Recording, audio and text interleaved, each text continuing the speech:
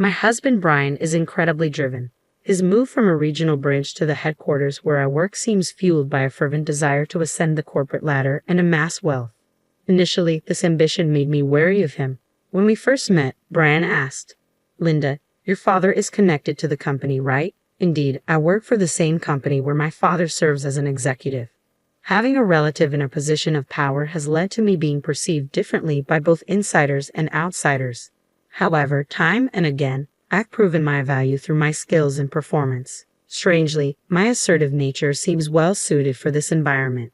Despite my initial suspicions, Brian, with his charm and motivation, was a refreshing change from the typical office talkers. Collaborating with him was enjoyable. He was always proactive.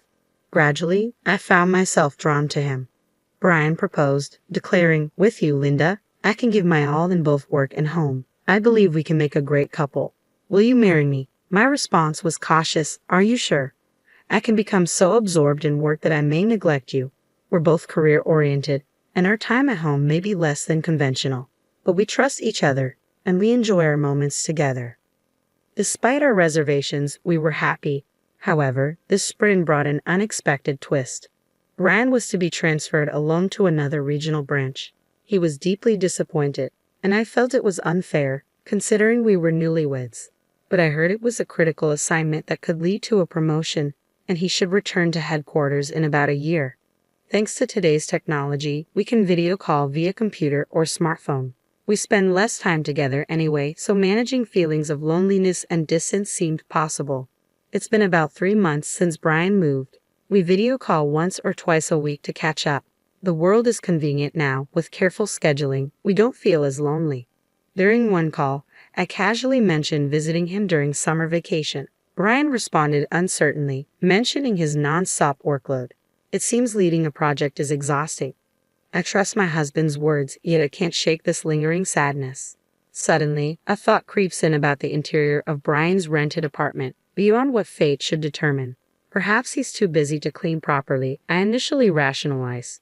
But as I glance at the tidy portion of the room visible on the screen, I'm struck by its unexpected neatness. It's impressive how he manages amidst his busy schedule. Just as I'm about to praise him for it, my eyes catch sight of an unfamiliar bag at the edge of the screen. I'm speechless. Clearly a woman's item, even someone like me, not particularly up to date with trends, recognizes it as a high-end brand. "Hey, what's that bag?" I ask, unable to ignore it. Brian glances over his shoulder quickly, his response a tad flustered. "Oh, it's a wedding anniversary gift. Since we don't get to see each other much, I wanted to give you something tangible," he explains. "I thought it would suit you. I ordered it online, so I wanted to unbox it as a surprise. But I guess I messed up. I'm sorry." "It's fine," I reply, forcing a smile, unhappy and looking forward to its arrival. Despite the seemingly plausible excuse, a sense of mistrust lingers. Yet I can't confront him. I still want to believe in Brian. Later, the bag arrives, accompanied by a message card filled with affectionate comments. It should reassure me, but the slight sense of distrust persists. Months pass, life becomes accustomed to Brian's absence, and our communication through video calls becomes routine. Then, on one ordinary day, I find myself contemplating, "Wow, Brian, I should get going," I say, sensing the conversation winding down. "Yeah, it's getting colder, so be careful not to catch a cold, Linda," Brian replies, concern evident in his voice. "Thank you," I respond, ready to end the call. Just then, the doorbell rings. "What's wrong?" Brian asks. A courier has arrived. You can hang up the call, Brian. See you later. Thanks," I say quickly, rising from my seat and heading to the entrance. Focus on receiving the package, I don't realize I haven't ended the call or that the screen is still on. Retrieving the package, I return to my room, only to find Brian's face still on the computer screen. I guess this is the end of the call," I start to say when something unbelievable catches my eye. I instinctively cover my mouth with my hand. On the other side of Brian's desk, there's a bed, and an unknown woman sits upon it, bathrobe-clad despite the daylight. Even more shocking, the same bag I received as an anniversary present lies beneath the bed. Memories of a long-forgotten suspicion resurface. Brian had indeed brought another woman into his apartment, not just once or twice. She seems completely at ease, playing with her smartphone. "You seem to be having so much fun chatting with your wife," the woman says, a mocking cackle in her voice, unaware that I'm listening. That might be true, but she's not here now, Brian replies, a grin on his face. You're such a jerk, the woman retorts. The real jerk is you, leaving your bag out in plain sight. I had to buy the same bag just to camouflage it. It was expensive, you know. That's your own fault. It's a shame that a luxury item like that is wasted on her. She has no sense of fashion. As they continue their banter, I can't bear to watch any longer. I shut down the computer, unable to put my feelings into words. Regret flooded over me. Was the bag Brian gifted me truly an anniversary present, or merely a cover-up for his infidelity? Brian, you're really the worst, I muttered, the insult escaping before I could contain it. It wasn't something I wanted to say. As for that girl, there was something familiar about her. I realized with a jolt she's the daughter of the executive vice president who joined the company this year. The audacity to whisk her away to the countryside for a clandestine rendezvous. It was quite an elaborate affair. But somehow, it all made sense. I couldn't help but chuckle bitterly. It's a typical choice for an ambitious man like Brian. After all, I too am the daughter of a high-ranking executive. It seemed fitting for Brian to choose a mistress who could prove useful in some way. I couldn't believe in anything anymore. I thought he loved me for who I am. Just as I started to tire of feeling angry, an unforgiving feeling settled in. I couldn't forgive him now. So, I decided to uncover the truth. A few days after that shocking video call, Brian suggested we spend some leisure time together.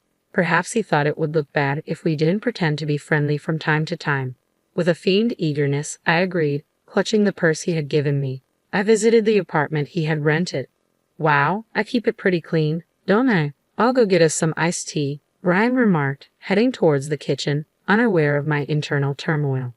I seized the opportunity and took action. Quietly, I placed the coin purse, matching my bag, inside the cupboard of Brian's computer desk. Unbeknownst to him, the coin purse contained a bug, an advanced model with exceptional battery life. It would capture sounds for several days without leaving any evidence. I assumed Brian might notice it eventually, but with his mistress owning the same model, distinguishing ownership could be tricky. Nonetheless, if he did notice, I would need to find another approach. If not, it would be a win for me. Excitement brewed within me as I anticipated the information I could gather. When the battery was close to dying, I planned to call Brian to confirm, pretending to have misplaced the coin purse. I seem to have lost the coin purse you gave me. Do you have it over there by any chance? I would inquire. Oh yeah, it was wedged in the drawer of my desk. You're so clumsy, Brian would likely respond, oblivious to the bug's presence. From his casual reply, I inferred that he hadn't opened it. Requesting its return would ensure it was back in my hands within days. Nervously, I played back the audio, and there it was, clear as day. Brian and the executive's daughter engaging in an illicit affair, their voices intimate. Armed with this evidence, I hired a private investigator to delve deeper. What he uncovered shocked me. Brian wasn't just involved with the executive's daughter, he had numerous affairs. Daughters of board members and department heads were among them. As for me, I began to see sides of Brian I never knew existed. Listening to his colleagues reveal his recent struggles with performance and increasing stress. It seemed his focus had shifted from work to networking, realizing his efforts alone were no longer sufficient. I genuinely feel sorry for him. Failing to perform at work can be a bitter pill to swallow. However, his professional struggles have nothing to do with his betrayal of me and his affairs with other women. Furthermore, it appears he's using these women as stepping stones to advance his career. It's despicable behavior, both personally and professionally. As I delved deeper into my investigation, my feelings for Brian quickly cooled, replaced by a growing sense of vengeance. He wounded my pride deeply. Brian's work assignment away from home ended sooner than expected. Less than a year later, he returned home, and to celebrate his return, I arranged a party with both our parents, complete with a lavish feast delivered to our door. The atmosphere was jovial with lively music playing and just family around.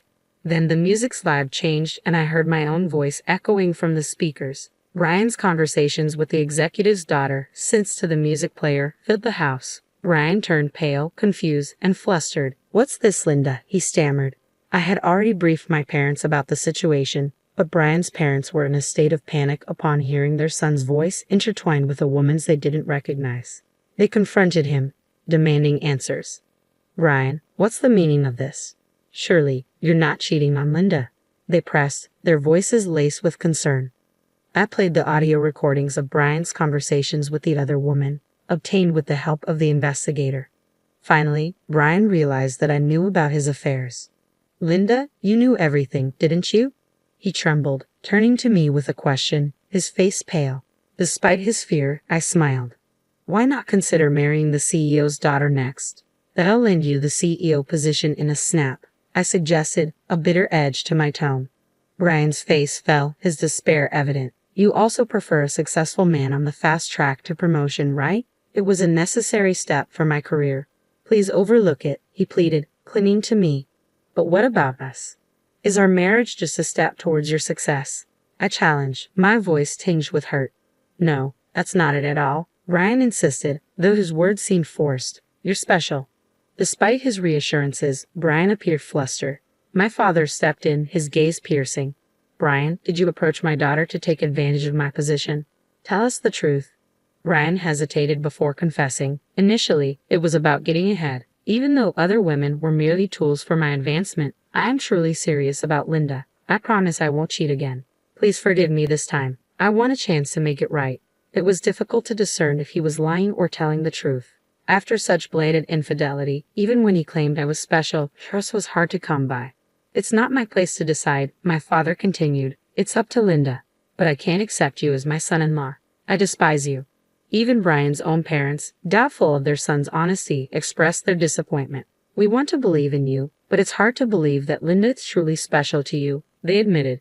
My father's words stung, but it was clear that the disbelief of Brian's own parents hurt him the most. Despite their opinions, the decision to trust Brian or not was mine alone. In the end, I chose honesty about my feelings. I can't trust a man who has repeatedly lied to me, deceived me, and even ridiculed me with another woman. While I value my work and appreciate professional success, I've always aimed to achieve it on my own merits. I would never stoop so low as to use someone else for my own gain. But I'm telling you that you're different. Why are you abandoning me? We're married, aren't we? If you truly cherished me, why would you give me the same handbag that you gave to the woman you're having an affair with? And on our anniversary of all times, I confronted Brian, my frustration boiling over. "Stop making a fool of me. I don't want to share a family with a lazy man who depends on others to get ahead. I want a divorce." With those words, it seemed Brian had given up. His shoulders drooped, and he began to sniffle out of frustration. He had just lost his most convenient stepping stone for his career, and it served him right. Exhausted, Brian was taken home by his parents, and it was unlikely he would ever return to our home. True to my word, I followed through with the divorce. After exposing Brian's wrongdoings to all the women involved, he was sued not only by me but also by all the women he had affairs with. Unable to pay all the settlement money, he was forced to sell all his properties and even had to take on debt. Brian would likely lose his freedom for a while, paying back his debt. He voluntarily resigned from his company, but in reality, he was practically fired. Once the rumors of his actions reached the higher-ups, it was inevitable they would be furious. With rumors spreading around the office, he probably felt uncomfortable as well. Currently, he's working in a small factory, diligently paying back his debt. His parents came to apologize and told me about his situation. As for me, I have no intentions of ever meeting him again. Of course, I received alimony from Brian. Surprisingly, when I sold the handbag, which was the same as his mistress's, I was shocked to find it fetched almost the same price as a new one because it was barely used. It felt like a little bonus.